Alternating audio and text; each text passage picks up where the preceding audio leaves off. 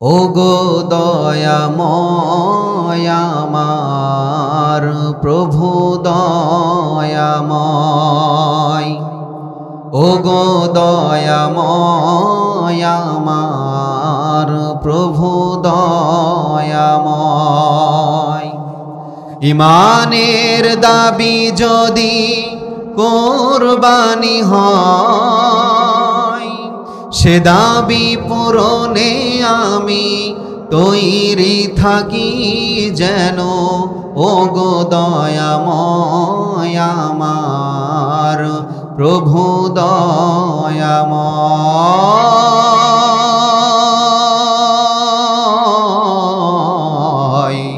ওগো দয়াময় আমার প্রভু দয়াময়। ঈমানের দাবি সে তো বসে থাকা নয়, ঈমানের দাবি হলো কিছু বিনিময়। লিল্লাহি তাকবীর। ঈমানের দাবি সে তো বসে থাকা নয়, ঈমানের দাবি হলো কিছু বিনিময়। সেই বিনিময় যদি কলিজার ঘাম হয়, সেই বিনিময় যদি কলিজার ঘাম হয়, সেই ঘাম দিতে যেন তৈরি থাকি আমি। ওগো দয়াময় আমার প্রভু দয়াময়,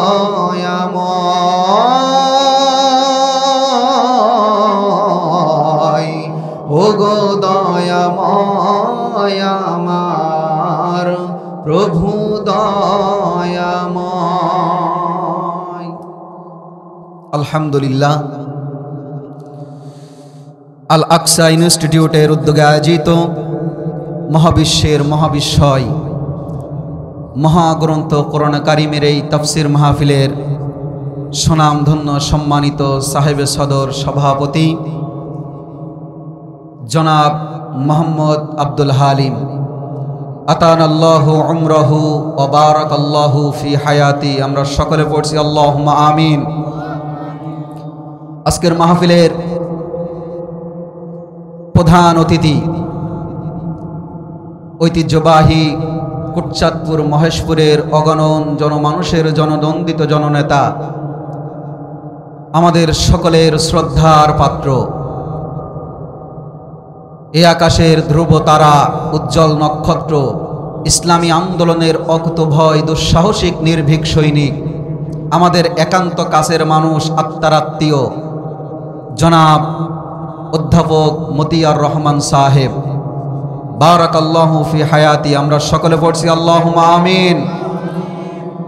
আজকের মাহফিলের এতক্ষণ পর্যন্ত আলোচনা করে ধন্য করেছেন এ জনপদের কৃতি সন্তান, ইসলামী আন্দোলনের এক আকাশে ধ্রুব তারা, শ্রদ্ধাভাজন বড় ভাই এম আসিবুর রহমান সাহেব দামাত বারকাতুহুমুল আলিয়া। আজকের এই অনুষ্ঠানের মধ্যমণি, যার আলোচনা শোনার জন্য চাতক পাখির মতো আমরা চেয়ে আসি, ইসলামী আন্দোলনের এ যাত্রার এ কাফেলার অকুতভয় দুঃসাহসিক আর একজন নির্ভীক সৈনিক, সুদূর রংপুর থেকে আগত আমাদের শ্রদ্ধার পাত্র শ্রদ্ধাভাজন বড় ভাই শেখ শাফি মোহাম্মদ আব্দুল বারী মদ্দাজিল্লাহুল আলী। আজকের অনুষ্ঠানে মঞ্চে উপবিষ্ট আছেন এ জাতির শ্রেষ্ঠ সন্তান ওলামায়ে হযরত, সামনে উপবিষ্ট দিনদার পরেজগার মুত্তাকি কোরআন প্রেমিক তৌহিদি জনতা। সর্বপ্রথম সে মহান আল্লাহ সুবহানাহু ওয়া তাআলার আলিশান মুবারকময় দরবারে হৃদয়ের গভীর থেকে শুকরিয়া আদায় করছি যে আল্লাহ রাব্বুল আলামিন আমাদেরকে সুস্থ রেখেছেন। আমাদের সুস্থ রেখেছেন কে? আরো জোরে বলতে হবে, আমাদের সুস্থ রেখেছেন কে? আমাদের সুস্থ রাখতে পারেন কে? বিপদে আপদে মুসিবতে সুখে দুঃখে অশান্তিতে সর্ব অবস্থায় প্রশংসা করতে হবে কার? যে আল্লাহ রাব্বুল আলামিন এ জনপদের হাজার হাজার মানুষের মধ্য থেকে বাছাই করে কোরআনের এই মজলিসে আসার এবং বসার তৌফিক এনায়েত করলেন। সে মালিকের দরবারে অবনত মস্তকে শুকরিয়া আদায় করে খুশি হয়ে পড়ছি আলহামদুলিল্লাহ। আপনারা এই মাহফিলে আসতে পেরে খুশি না বেজার? আরো জোরে বলতে হবে, খুশি না বেজার? আপনারা খুশি হলে হবে কি, একজন বেজার হয়ে গেছে। তিনি কে? আরো জোরে বলেন, তিনি কে? শয়তান এই মাহফিলের প্যান্ডেলে আছে? আছে? শয়তান কিন্তু এই সমস্ত জায়গায় ভর করে যেখানে শয়তানি চলে। চায়ের দোকানে শয়তান যায় না, তার কারণ ওই জায়গাটা হলো একটা বিশাল আড্ডাখানা। ওই জায়গায় শয়তানের কোনো কাজ নাই, শয়তানের কাজ হলো এই জায়গায়, ঠিক কিনা? যেন মানুষ কোরআন শুনতে না পারে, কোরআনের হক কথাগুলো যেন কানে না পৌঁছায়, কোরআন যেন শুনতে না পারে, এজন্য শয়তান যত প্রকার চালাকি করা দরকার সে শয়তান করে। কথা বলেন ঠিক কিনা? কোরআনের মজলিস থেকে মানুষকে ঠুনকো ওসিলা দেখিয়ে শয়তান তুলে নিয়ে যায়, ধর বেটা কোরআন শুনে কি হবে, আয় চায়ের দোকানে আয়। কথা ঠিক কিনা? তাই যদি না হবে, আসার সময় দেখলাম রাস্তায় ভরপুর মানুষ, প্যান্ডেলে এই কয়জন মানুষ হবে কেন? কথা ঠিক কিনা? আজ যদি এই জায়গায় গানের আয়োজন করা হতো, মাইকিং করা লাগতো না, টাকা খরচ করে 3-4 দিন ব্যাপী মাইকিং করা লাগতো না, এই জায়গায় জায়গা হতো না। কথা বলেন ঠিক কিনা? কিছুদিন আগে আপনারা দেখেছেন ঝিনাইদহ জেলার মহেশপুর এই থানায় ডানাকারা পরিয়ে এনে বিশাল এক ফুটবল খেলার আয়োজন করা হয়েছে। কি দেখেছেন কিনা বলেন? এখান থেকেও হয়তো অনেকে দেখতে গিয়েছে খেলা। সেই জায়গায় একটা ঘটনা ঘটেছে, মারামারির ঘটনা ঘটেছে। কেন? যারা ফুটবল খেলার আয়োজন করেছে দর্শকের জায়গা দিতে পারে নাই, দর্শকের জায়গা না দিতে পারায় সেই জায়গায় মারামারি হয়েছে, লাস্টে ফুটবল খেলা বন্ধ হয়ে গেছে। তার মানে বোঝা গেল আমরা এমন একটা সমাজে বসবাস করি যেই সমাজের মানুষ মসজিদে যায়, যেই সমাজের মানুষ, একই সমাজের মানুষ গানের প্যান্ডেলে যায়, যেই সমাজের মুসলমানরা মসজিদে যায় ওই একই মুসলমান গানের প্যান্ডেলের আয়োজন করে, যেই মুসলমান তাফসির মাহফিলের আয়োজন করে ঠিক একই মুসলমান মমতাজকে এনে গানের প্যান্ডেলের আয়োজন করে। কথা বলেন ঠিক কিনা? তার মানে বোঝা গেল এ জনপদের মানুষের ভাগ্যের পরিবর্তন হয় নাই। হাজার বছর ধরে এদেশের মাটিতে উলামা ইকরাম, বিশ্ববিখ্যাত বরেণ্য অতিথিবৃন্দ কোরআনের তাফসির মাহফিল শোনায়, কিন্তু মানুষের ভাগ্যের পরিবর্তন হয় না। কথা বলেন ঠিক কিনা? মানুষ এই কান দিয়ে শোনে আর এই কান দিয়ে বের করে দেয়। রাসূল সাল্লাল্লাহু আলাইহি ওয়াসাল্লাম নিজে ইসলামের এই সুমহান দাওয়াত মানুষের কর্ণকুহরে পৌঁছে দেওয়ার পর মানুষ ইসলাম গ্রহণ করেনি, আর আমার মতো হুজুরের কথা তো মানুষ শুনবেই না। কথা ঠিক কিনা বলেন? স্বয়ং রসুলের কথা শোনে নাই, রসুলের পেছনে ইক্তেদা করত, রসুলের পেছনে সালাত আদায় করত। মুহাম্মদ যখন বক্তৃতা দেয় তখন তিনি দাঁড়িয়ে বলতেন, এখন আব্দুল্লাহর বেটা মোহাম্মদ বক্তৃতা দিবে, সুতরাং খবরদার তার এই বক্তব্যই যেন বেঘাত না ঘটে, তার এই বক্তব্যের ভিতরে যেন কোনো ফিতনা ফাসাদ তৈরি না হয়, কেউ তোমরা কথা বলবা না। এই রকম লোকও ছিল। কিন্তু রসুল সাল্লাল্লাহু আলাইহি সাল্লাম তাদেরকে দাওয়াত দিয়েছেন, রসুলের এই দাওয়াত তাদের কপালে ছিল না, হেদায়েত তাদের কপালে ছিল না। সুতরাং আমি এখানে বসে যতই চিল্লাচিল্লি করি না কেন, উলামা ইকরাম এখানে বসে যতই চিল্লাচিল্লি করুক না কেন, যাদের কপালে হেদায়েত থাকবে, যারা কোরআন শোনার জন্য সত্যিকার অর্থে এখানে এসেছে, তারা ঠিকই প্যান্ডেলে বসে গেছে। কথা ঠিক কিনা? আমরা এই কথা ধরেই নিতে পারি, যারা প্যান্ডেলের মাহফিলের এই আয়োজনে প্যান্ডেলের ভিতরে যারা বসেন নাই, তারা কোরআন শোনার জন্য আসে নাই, এ কথা আমরা নির্দ্বিধায় ধরে নিতে পারি। কথা ঠিক কিনা? সম্মানিত উপস্থিতি, আমার রসুলের প্রতি দুরূদ আর সালাম পাঠ করছি, যিনি আজ থেকে 1450 বছর পূর্বে মক্কার মরু প্রান্তরে ঘুণে ধরা অন্ধকার জাহেলিয়াতে শেষ হওয়া জোর জার মল্লকতার এমন একটি সমাজে আবির্ভূত হয়েছিলেন, যে সমাজে ছিল না কোনো অধিকার, নারীদেরকে জীবন্ত পুঁতে ফেলা হতো, নারীদেরকে হাটে বাজারে ক্রয় বিক্রয় করা হতো। এমন একটি সমাজ যে নবী সাল্লাল্লাহু আলাইহি ওয়াসাল্লাম দীর্ঘদিন প্রচেষ্টার মধ্য দিয়ে পরিবর্তন করলেন। যেই জিনিস দিয়ে পরিবর্তন করলেন সেই জিনিসের নাম কি? আরো জোরে বলতে হবে, সেই জিনিসের নাম কি? এমন একটি সমাজ প্রতিষ্ঠা করলেন যেই সমাজ থেকে সুদ হারিয়ে গেল, যেই সমাজ থেকে ঘুষ চলে গেল, যেই সমাজ থেকে জিনা হারিয়ে গেল, মদ, জুয়া, ফেন্সিডিল যা কিছু ছিল, কোরআনের আইন প্রতিষ্ঠিত হওয়ার কারণে সমাজ থেকে সমস্ত প্রকার জাহেলিয়াত দূর করে দিল কে? আমরাও একথা শপথ নিতে পারি, আগামী দিন বাংলাদেশের পার্লামেন্টে যদি আল্লাহর কোরআন আমরা নিয়ে যেতে পারি, তাহলে এই দেশে ডানা কাটা পরিদের নিয়ে ফুটবল খেলা এই দেশে হবে না। কথা বলেন ঠিক কিনা? এটা শাহজালালের দেশ, এটা শাহ মাকদুমের দেশ, খান জাহান আলীর দেশ, এটা আল্লামা সাইদির দেশ, দাড়িওয়ালা টুপিওয়ালাদের দেশ। সুতরাং এই দেশে খুন খারাপির রাহাজানি, অন্যায় অবিচার, জুলুম, নির্যাতন ইতিপূর্বে যা হওয়ার হয়ে গেছে, আগামী দিন বাংলার 56,000 বর্গ মাইলের ভিতরে উলামা ইকরাম জাগতে শুরু করেছে, ইসলামী আন্দোলনের কর্মীরা জাগতে শুরু করেছে। প্রয়োজন হলে বুকের তপ্ত লৌহ ঢেলে দিয়ে আরেকবার 71-এর মতো এ জমিনে শত শত মধ্য মুজাহিদ জীবন দেবে, কিন্তু বাংলার 1 ইঞ্চি জমিন আমরা কাফেরদের কাছে ছেড়ে দিতে রাজি নই। কথা বলেন ঠিক কিনা?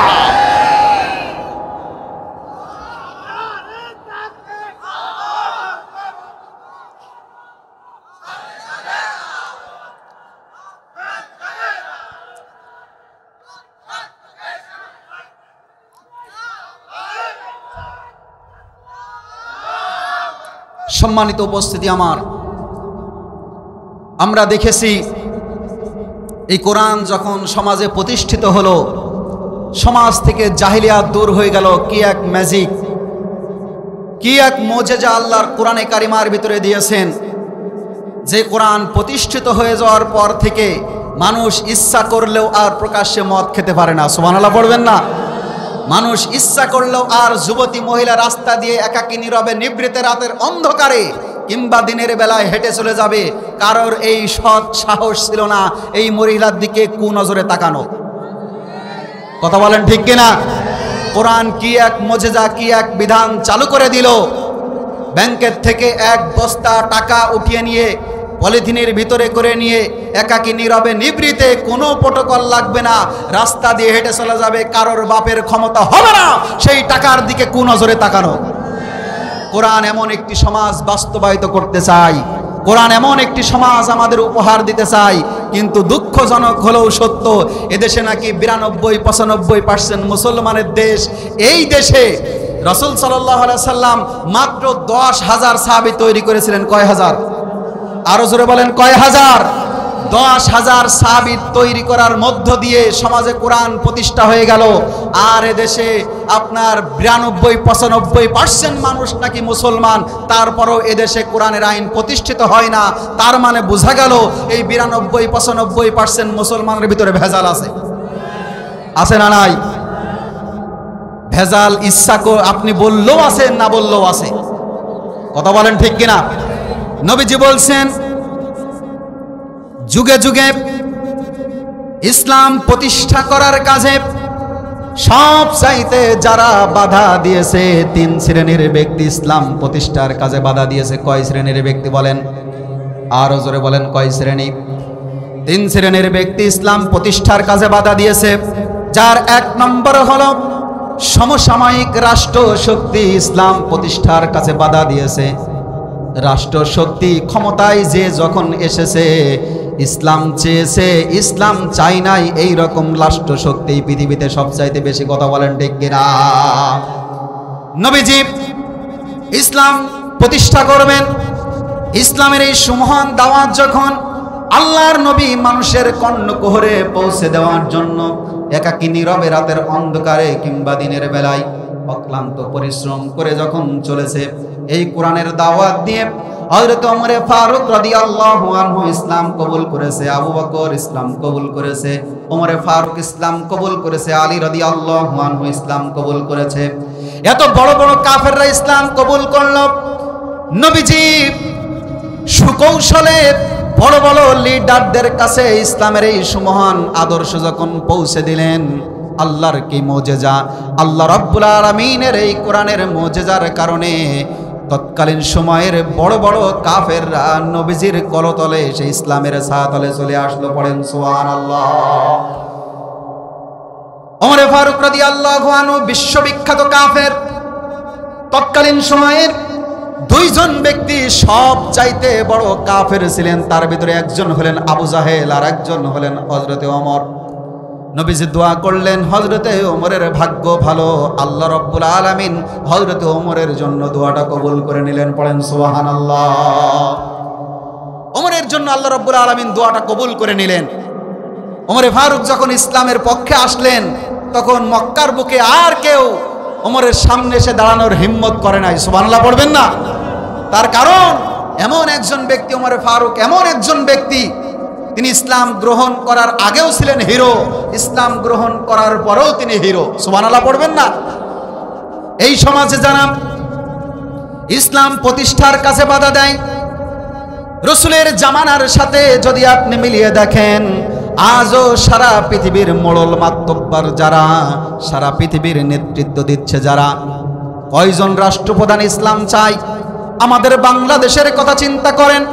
বাংলাদেশে 95-92% মুসলমানের দেশ, অথচ এই দেশে একটা কোরআনের বিধান কি চালু আছে বলেন? আর জোরে বলেন, আছে নাকি?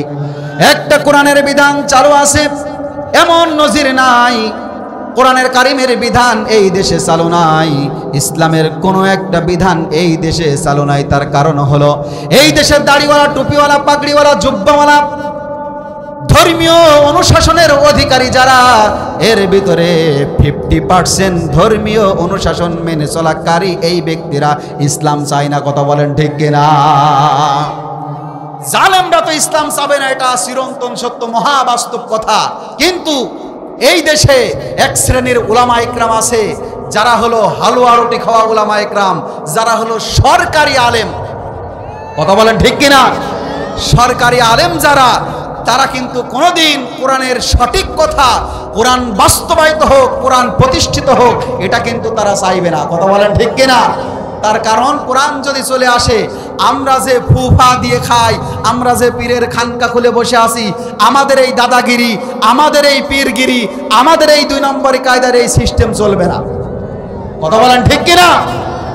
এই জন্য সবচাইতে বড় দায়ী হলো উলামা ইকরাম। সম্মানিত উপস্থিতি আমার, যুগে যুগে ইসলামের 3 শ্রেণীর মানুষ বাধা দিয়েছে। 1 নম্বর শ্রেণী হলো রাষ্ট্রশক্তি। এই রাষ্ট্রশক্তি হযরতে নূহ আলাইহিস সালাতু ওয়াস সালাম থেকে শুরু করে মুহাম্মদ সাল্লাল্লাহু আলাইহি ওয়াসাল্লাম পর্যন্ত, কিংবা কিয়ামত পর্যন্ত ইসলাম প্রতিষ্ঠিত না হোক, কোরআন প্রতিষ্ঠিত না হোক, দ্বীন প্রতিষ্ঠিত না হোক, এর জন্য সর্বপ্রথম দায়ী হলো রাষ্ট্রশক্তি। কথা বলেন ঠিক কিনা? বাংলাদেশ স্বাধীন হওয়ার পর থেকে কত শাসক আসলো, সবাই তো মুসলমান ছিল। কথা বলতে হবে, সবাই তো মুসলমান ছিল নাকি? 47-এ এদেশ ভাগাভাগি হয়েছে। তারপর থেকে যারাই এদেশে ক্ষমতার মসনদে বসেছে, সবাই তো আপনার মুসলমান ছিল নাকি বলেন? কত মুসলমান রাষ্ট্রপ্রধান হলো, কেউ তো আল্লাহর কোরআন দিয়ে এদেশ চালায় নাই। চালিয়েছে নাকি? আরো জোরে বলেন, চালিয়েছে নাকি? আমরা কমিউনিজম দেখেছি, ন্যাশনালিজম দেখেছি, সোশ্যালিজম দেখেছি, ধানের শীষ দেখেছি, নৌকা দেখেছি, লাঙ্গল দেখেছি। শুধু একটিবার বাংলাদেশের পার্লামেন্টে আজ থেকে 1400 বছর আগে, আজ থেকে 1450 বছর আগে হেরা গুহায় নাজিল হওয়া টিম টিম করে মুহাম্মদের উপরে যে কোরআন নাজিল হয়েছিল, আগামীর পার্লামেন্টে আল্লাহর কোরআন দেখতে চাই। কারা কারা রাজি আছেন? তো হাত তুলে আল্লাহকে দেখা।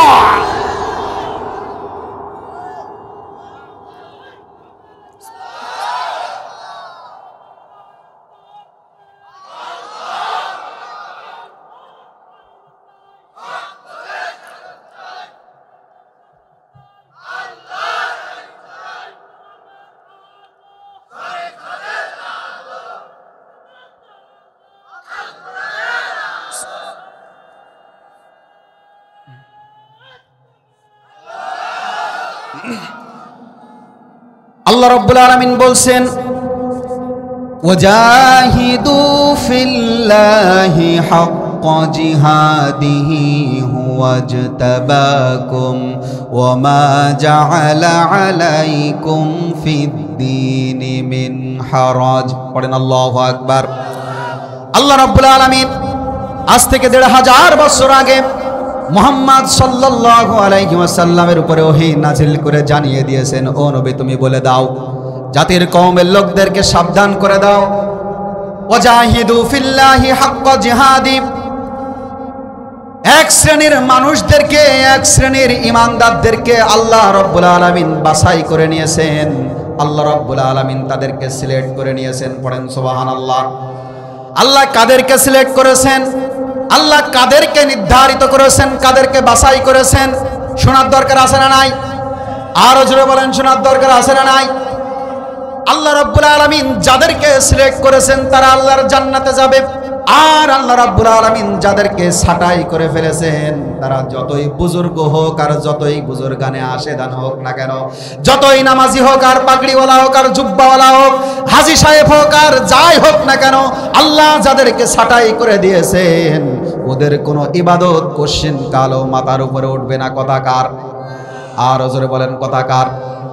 আমরা আল্লাহর ছাঁটাই করা ব্যক্তির ভিতরে থাকতে চাই নাকি বাছাইকৃত ব্যক্তির ভিতরে থাকতে চাই? কারা কারা বাছাইকৃত ব্যক্তির ভিতরে থাকতে চান দুহাত তুলে আল্লাহকে দেখান। আল্লাহ রাব্বুল আলামিন কবুল করুন, পড়েন আমিন। আল্লাহ রাব্বুল আলামিন বলছেন কারা আমার বাছাইকৃত ব্যক্তি, এবার শোনেন।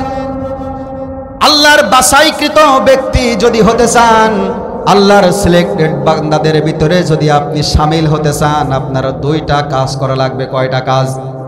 আরো জোরে বলেন, কয়টা কাজ? জীবনে যত কিছু ওয়াজ শুনেছেন আর যত যাই শুনেছেন, এই দুইটা পয়েন্ট যদি মাথায় রাখতে পারেন, আল্লাহ রাব্বুল আলামিনের সিলেক্টেড বান্দাদের কাতারে আল্লাহ শামিল করে নেবে। পড়েন সুবহানাল্লাহ। এক নম্বর হলো জীবনের সকল ক্ষেত্রে আল্লাহকে রব মানতে হবে। কাকে রব মানতে হবে? আর জোরে বলেন, কাকে রব মানতে হবে? জীবনের সকল ক্ষেত্রে আল্লাহকে রব যদি আপনি মানতে পারেন, অফিস আদালত থেকে শুরু করে রান্নাঘর থেকে শুরু করে পার্লামেন্ট পর্যন্ত যদি আল্লাহকে রব হিসেবে গ্রহণ করতে পারেন, তাহলে আপনার জীবন সফল, আপনার জীবন সাকসেসফুল। আল্লাহর সিলেক্টেড বান্দাদের কাতারে আল্লাহ আপনাকে শামিল করে নেবে। পড়েন সুবহানাল্লাহ। জীবনের সকল ক্ষেত্রে রব যদি মানতে চান, কেমন ভাবে আপনি মানবেন?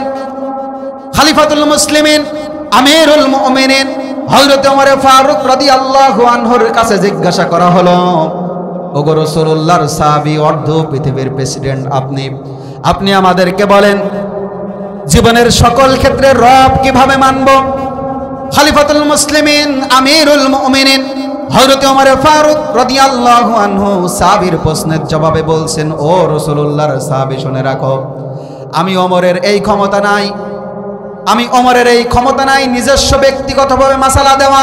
আমি রাসূলের কাছে শুনেছি আল্লাহর নবী বলেছেন জীবনের সকল ক্ষেত্রে আল্লাহকে যদি রব হিসেবে মেনে নিতে পারো, তাহলে আল্লাহ রাব্বুল আলামিন তোমাদেরকে সিলেক্টেড বান্দাদের কাতারে শামিল করে নেবে। পড়েন সুবহানাল্লাহ। সাহাবী আবার প্রশ্ন করছেন, ইয়া রাসূলুল্লাহ। সাহাবী আবার প্রশ্ন করছেন, খলিফাতুল মুসলিমিন আমিরুল মুমিনিন, কিভাবে জীবনের সকল ক্ষেত্রে আল্লাহকে রব হিসেবে গ্রহণ করব, একটু আপনি আমাদেরকে জানান। ওমর ফারুক রাদিয়াল্লাহু আনহু ডাক দিয়ে বলছেন, আপনি যেমন ভাবে আল্লাহকে পালনকর্তা হিসেবে মানেন, ভালো করে শুনেন, আপনি যেমন ভাবে আল্লাহকে পালনকর্তা হিসেবে মানেন, রিজিকদাতা হিসেবে মানেন, যেমন ভাবে আপনি আল্লাহকে সৃষ্টিকর্তা হিসেবে মানেন, ওইভাবে আল্লাহকে যদি আইনদাতা হিসেবে মানতে পারেন, তাহলেই জীবনের সকল ক্ষেত্রে আল্লাহকে রব হিসেবে মানা হবে। পড়েন না সুবহানাল্লাহ। আমরা কেমন ভাবে আল্লাহকে রব হিসেবে মানি? আমরা আল্লাহর নামাজ মানি, আল্লাহর রোজা মানি, আল্লাহর হজ মানি, যাকাত মানি, সব কিছু মানি। আল্লাহ সৃষ্টিকর্তা, আল্লাহ পালনকর্তা, আল্লাহর রিজিকদাতা, এ সব কিছু আমরা মানি, কিন্তু বিধান আইনদাতা হিসেবে আমরা অন্য কাউকে মানি। কথা বলেন ঠিক কিনা? এদেশে নামাজের কথা বলেন কোনো সমস্যা নাই, এদেশে যাকাতের কথা বলেন কোনো সমস্যা নাই, এদেশে রোজার কথা বলেন বছরের পর বছর কোনো সমস্যা নাই। যখনই বলবেন এ জমিন যার, জমিনে আইন চলবে তার, তখন সমস্যা আছে না নাই? আর জোরে বলেন আছে না নাই? আপনি নামাজ আল্লাহর মানবেন, রোজা আল্লাহর মানবেন, হজ আল্লাহর মানবেন, যাকাত আল্লাহর মানবেন, আর আইনদাতা হিসেবে মানবেন আমেরিকা, চীন, জাপান, রাশিয়া আর ভারতের। আল্লাহ রাব্বুল আলামিন ওটা সহ্য করবে না। কথা বলেন ঠিক কিনা? এদেশের স্বাধীনতার সার্বভৌমত্ব রক্ষার জন্য, এদেশের স্বাধীনতার সার্বভৌমত্ব রক্ষার জন্য দাড়িওয়ালা টুপিওয়ালা বুঝি না, পাগড়িওয়ালা জুব্বাওয়ালা বুঝি না, এদেশের স্বাধীনতা সার্বভৌমত্ব রক্ষার জন্য, ইসলামকে টিকিয়ে রাখার জন্য, মসজিদ মাদ্রাসাকে টিকিয়ে রাখার জন্য, দ্বীনে ইলাহি প্রতিষ্ঠা করার জন্য আমাদেরকে যদি আবার জিহাদের ময়দানে যেতে হয়, সময় হয়তো এমন আসছে, সময় হয়তো আমাদের সামনে এমন আসছে, ইসলামকে প্রতিষ্ঠা করার জন্য, দ্বীনকে প্রতিষ্ঠা করার জন্য আবার আমাদের জিহাদের ময়দানে যেতে হতে পারে। কথা বলেন ঠিক কিনা?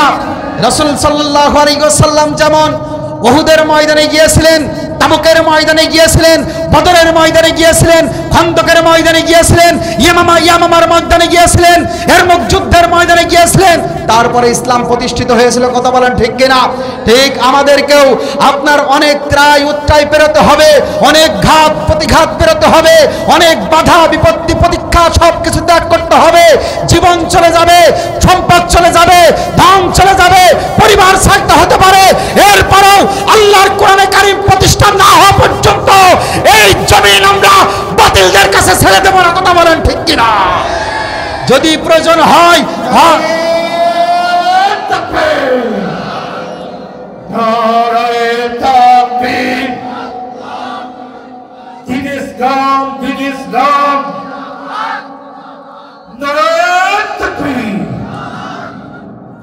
এখানে যারা আছেন, দাঁড়িয়ে আছেন আর বসে আছেন, আমি যদি এখন জিজ্ঞাসা করি আল্লাহর কোরআনের জন্য জীবন দেবেন কে কে, সবাই হাত তুলবেন যে আমরা জীবন দেব।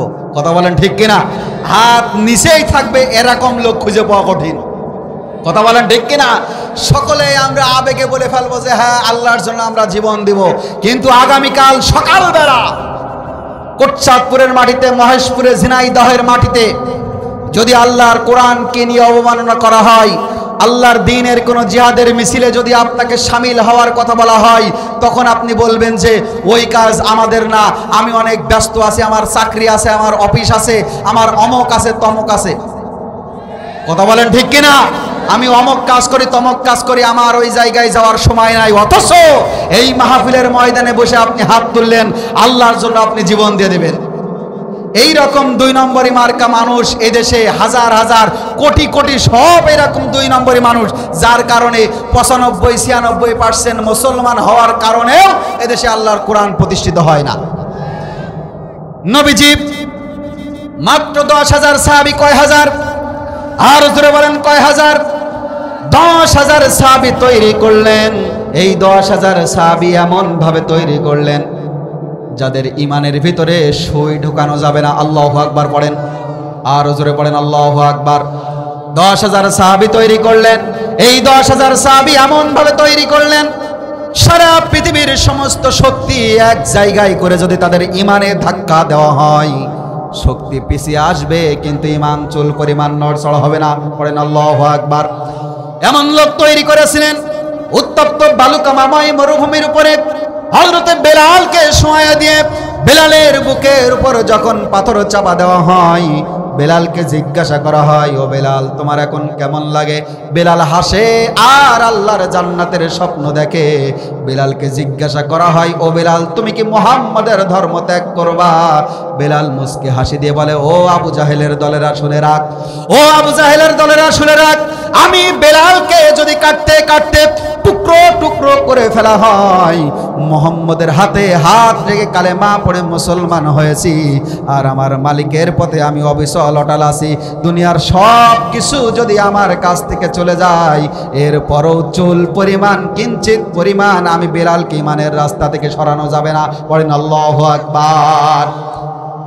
হযরতে খাব্বাব রাদিয়াল্লাহু আনহু, হযরতে খুবাইব রাদিয়াল্লাহু আনহু জীবন দিতে প্রস্তুত, জীবনের সব কিছু হারাতে প্রস্তুত, এরপরও ইমানের রাস্তা থেকে সরে যায় নাই, ইমানের পথ থেকে সরে যায় নাই। তার কারণ হলো তাদের স্বপ্ন একটাই, তাদের স্বপ্ন হলো একটাই, জীবন চলে যায় যাক, সম্পদ চলে যায় যাক, অর্থ চলে যায় যাক, আর যা হারিয়ে যায় যাক, আমার আল্লাহর জান্নাতে পৌঁছানোই লাগবে। কথা বলেন ঠিক কিনা? এটা ছিল সাহাবীদের স্বপ্ন। আর আমাদের স্বপ্ন কেমন?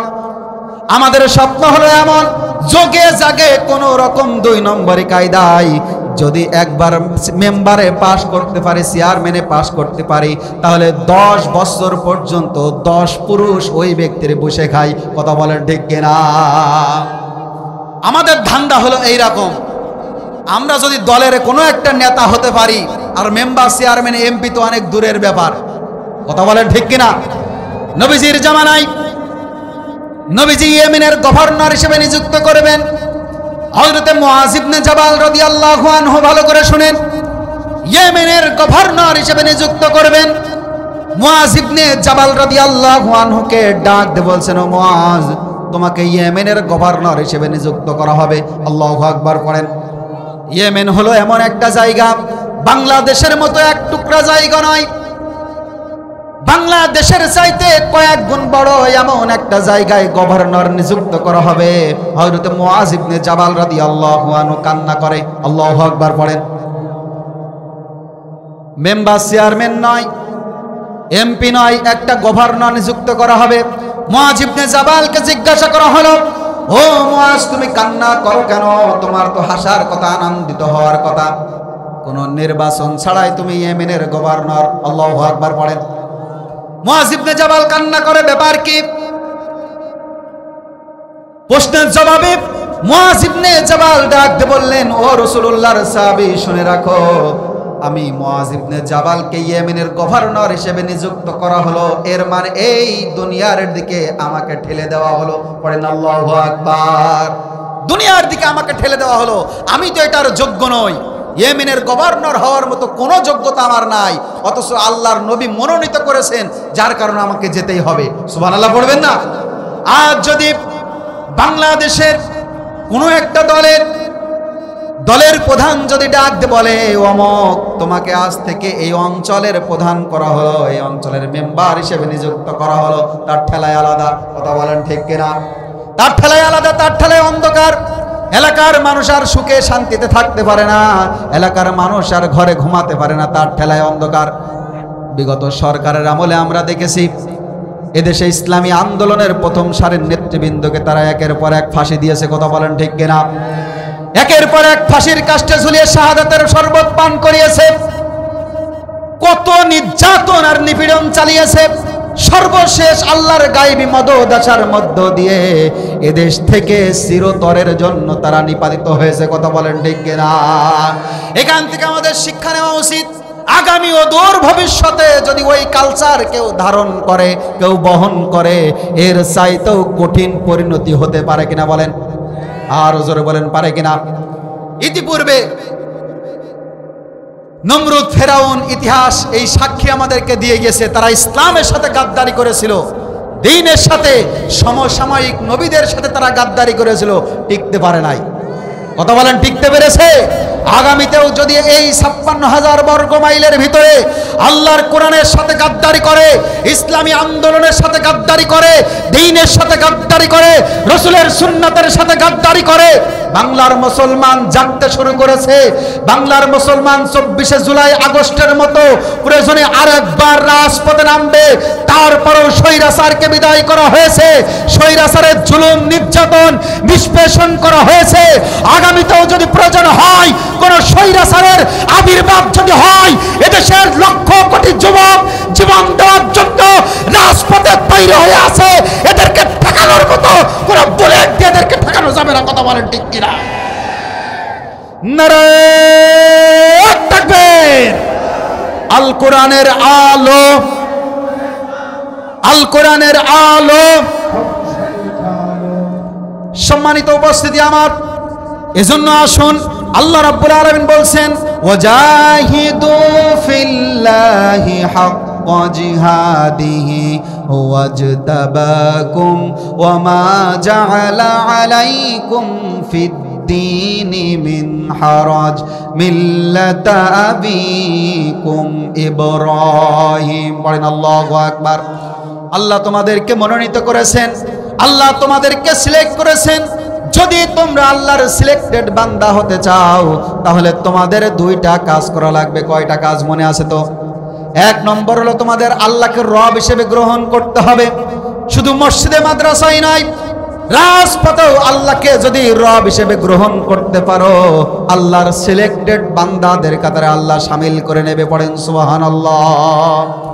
দুই নম্বর হলো নবীজি যে আদর্শ দিয়েছেন, নবীজিকে একমাত্র শুধুমাত্র কেবলমাত্র আদর্শিক নেতা নয়, নবীজিকে রান্নাঘর থেকে শুরু করে পার্লামেন্ট পর্যন্ত প্রত্যেকটা জায়গায় নবীজিকে নেতা মানা লাগবে। কার কথা? আর হুজুর বলেন কার কথা? আল্লাহ রাব্বুল আলামিন কোরআনে হাকিমের ভিতরে বলছেন, কুল ইন কুনতুম তুহিব্বুনাল্লাহা ফাত্তাবিউনি ইউহিব্বুকুমুল্লাহ ওয়া ইয়াগফির লাকুম যুনুবাকুম ওয়াল্লাহু গফুরুর রহিম। পড়েন আল্লাহু আকবার। আল্লাহ রাব্বুল আলামিন বলছেন, তোমরা যদি আমার ভালোবাসা পেতে চাও, আমার দয়া, আমার অনুগ্রহ যদি পেতে চাও, আমার নবীর অনুসরণ করো, আমার রাসূলের কাছে যাও। তার মানে এই আয়াত হলো দলিল আল্লাহর ভালোবাসা। আল্লাহর প্রিয় বান্দা যদি হতে চাই, আল্লাহর নবীর অনুসরণ করার দরকার আছে না নাই? এখন আপনি নবীজির মাদ্রাসা মানলেন, নবীজির নামাজ মানলেন, খাওয়ার পরে আপনার মিষ্টি খাওয়া সুন্নাত, এই সবগুলো আপনি মানলেন। মেসওয়াক করা সুন্নাত, এই সব সুন্নাত, দাড়িওয়ালা পাগড়িওয়ালা এই সব সুন্নাত মানলেন। কিন্তু আল্লাহর নবী যে 10 বছর রাষ্ট্র চালিয়েছেন, এই সুন্নাত কি আপনার আর আমার ভিতরে আছে? নবীজির মেসওয়াক করা সুন্নাত, মিষ্টি খাওয়া সুন্নাত, সব সুন্নাত আপনি মানলেন, কিন্তু 10 বছর যে আল্লাহর নবী কোরআন দিয়ে রাষ্ট্র চালিয়েছেন, এই সুন্নাত আজকে বাংলার ভূখণ্ডে মরতে শুরু করেছে। কথা বলেন ঠিক কিনা? আগামীতে এই সুন্নাত আবার জাগাতে হবে। কথা বলেন ঠিক কিনা? 10 বছর আল্লাহর নবী কোরআন দিয়ে দেশ পরিচালনা করেছেন। 10 বছর, কয় বছর? 1 বছর 2 বছর নয়, 10 বছর কোরআন দিয়ে দেশ পরিচালনা করেছেন। তাহলে নিশ্চয়ই আল্লাহর নবী রাজনীতিবিদ ছিলেন। কথা বলেন ঠিক কিনা? আজকে যারা বলে কোরআনে রাজনীতি নাই, কোরআন হলো, মঞ্চে উঠলে উলামা ইকরাম রাজনীতির কথা বলে, মঞ্চে উঠলে উলামা ইকরাম রাজনীতির কথা বলে, তো আল্লাহর নবী তো 10 বছর রাষ্ট্র চালিয়েছেন, তাহলে নিশ্চয় তিনি রাজনীতিবিদ ছিলেন। তার চাইতে উত্তম রাজনীতিবিদ, তার চাইতে কৌশলওয়ালা, পরিকল্পনাওয়ালা রাজনীতিবিদ আকাশের নিচে জমিনের উপর আর একটা আছে? আরো জোরে বলেন আছে? আমরা তো ওই মানব রচিত আইনের মতবাদের বিশ্বাস করি না, আমরা তো ওই পচা রাজনীতি করি না, আমরা তো আল্লাহর রাজনীতি করি। কথা বলেন ঠিক কিনা? আল্লাহর রাজনীতি করি। এটা যাদের সহ্য হয় না, এটা যারা দেখতে মন চায় না, এটা যাদের দেখলে কষ্ট হয়, শুনলে কষ্ট হয়, বুঝতে কষ্ট হয়, তাদের জন্য আল্লাহর কঠিন হুঁশিয়ার, তোমরা আল্লাহর জমিনের উপর থেকে বের হয়ে যাও। কথাকার? আরো জোরে বলেন কথাকার? আল্লাহ রাব্বুল আলামিন বলছেন, ইয়া মা'শারাল জিন্নি ওয়াল ইনসি ইন ইসতাতা'তুম আন তানফুযু মিন আকতারিস সামাওয়াতি ওয়াল আরদ ফানফুযু লা তানফুযুনা ইল্লা বিসুলতান। পড়েন আল্লাহু আকবার। আমার কোরআনের বিধান, আমার দ্বীনের বিধান, দ্বীনে ইলাহি যাদের ভালো লাগে না, তারা যেন আমার জমিনের উপর থেকে বের হয়ে যায়। কথাকার? আল্লাহর কথা। এখন এই কথা বললে যদি কেউ মনে করে যে হুজুর আমার বিপক্ষে বলছে, বুঝতে হবে ওর রাস্তা পাল্টাতে হবে। কথা বলেন ঠিক কিনা? ও ভুল রাস্তায় আছে। কোরআনের কথা শুনলে, দ্বীনের কথা শুনলে, ইসলামের কথা শুনলে যাদের গায়ে জ্বালা ধরে, বুঝতে হবে ও 2 নম্বর রাস্তায় আছে, 1 নম্বর রাস্তায় নাই। 1 নম্বর রাস্তায় যারা থাকবে, কোরআনের কথা শুনলে তাদের ঈমান আরো বৃদ্ধি পাবে। কথা বলেন ঠিক কিনা? তাদের ঈমান আরো বেড়ে যাবে। কোরআনের রাস্তায়, ইসলামের রাস্তায় থাকে যারা, কোরআন শোনার পরে, দ্বীন শোনার পরে তাদের ঈমান বৃদ্ধি পেয়ে যায় কি যায় না? বলেন, ঈমান আরো বৃদ্ধি পেয়ে যায়। সুতরাং আসুন, আমি আপনাদেরকে সতর্ক করতে চাই, সাবধান করতে চাই, 47-এর পর থেকে এই রকম সুযোগ হয়তো আমাদের কাছে আর আসেনি। কথা বলেন ঠিক কিনা? আল্লাহর দ্বীনকে বিজয় করার জন্য মোক্ষম সময় আমাদের কাছে এসেছে। 2020 সালে বিজয় হয়েছে আফগানিস্তান, তার পরবর্তী সময়ে বিজয় হয়েছে আপনার সিরিয়া, তার পরবর্তীতে বিজয় হয়েছে শ্রীলঙ্কা, এর পরবর্তীতে বিজয় হওয়ার সম্মুখীন ফিলিস্তিন, লেবানন, আর সুদূর ভবিষ্যতে অতি নিকটে বিজয় হবে আমাদের বাংলাদেশ। কথা বলেন ঠিক কিনা? এ বিজয় করার জন্য হয়তো রক্ত দিতে হতে পারে, আল্লাহর কোরআনকে পার্লামেন্টে নিয়ে যাওয়ার জন্য হয়তো মাঠ খাটা, হয়তো দিনমজুর, হয়তো ভ্যান চালক, রিক্সা চালক, দিনমজুর, কুলিওয়ালা, ঠেলাওয়ালাদের রাজপথে নামতে হতে পারে। কারা কারা রাস্তায় রাজি আছেন? তো হাত তুলে আল্লাহকে দেখান। পানি নেই?